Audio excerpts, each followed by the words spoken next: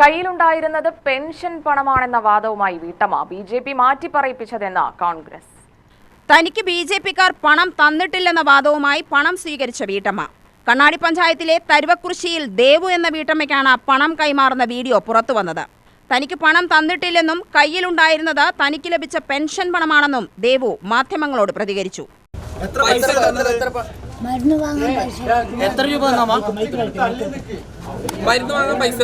ഒരു മാസം മരുന്ന് വാങ്ങി 6 വോട്ട് ചെയ്യാൻ വന്നാൽ പൈസ തരണം പറഞ്ഞു. മരുന്ന് വാങ്ങാൻ പൈസ വേണം പറഞ്ഞു. ഞാൻ പറഞ്ഞു. അപ്പൊ തന്നു അവരല്ലേ? അപ്പൊ അവര് ഞാൻ എല്ലാവരും പറഞ്ഞു. അപ്പൊ ഇവരാണ് ആകെ പൈസ തന്നുള്ളൂ, വേറെ ആരും തന്നില്ല അമ്മയ്ക്ക് അല്ലേ? എനിക്ക് മരുന്ന് വാങ്ങാൻ പണിക്കും പോകില്ല, മരുന്ന് വാങ്ങാൻ പൈസ ഇല്ല. ഒരു മാസം 5000 വേണം മരുന്നിന്. അമ്മ ചോദിച്ചവരോട് പൈസ വേണം പറഞ്ഞു. എപ്പോഴാ ഇന്ന് തന്നെയാണോ ചോദിച്ചത്? അപ്പൊ തന്നെ 5000 രൂപ തന്നു.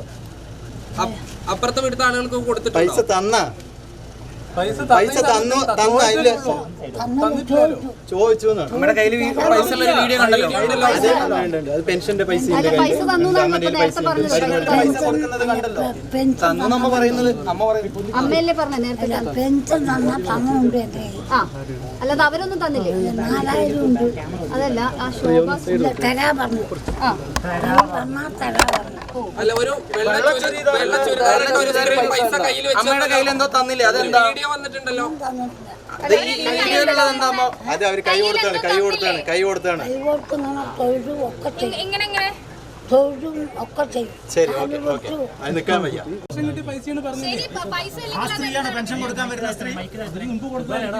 ആ സമയത്താണ് വെള്ള ചുരിദാറിട്ട സ്ത്രീയാണ് ഇന്നിവിടെ പെൻഷൻ വിതരണം നടന്നിട്ടില്ല. ഇന്ന് പെൻഷൻ വിതരണം കണ്ണാടിയിൽ നടന്നിട്ടില്ല. അമ്മ പോക്കറ്റില്ല, അമ്മയുടെ കയ്യിൽ കൊടുക്കുന്നതും അമ്മ കയ്യിൽ പൈസ പിടിച്ചിരിക്കുന്നതിന് ദൃശ്യങ്ങൾ വന്നിട്ടുണ്ട്.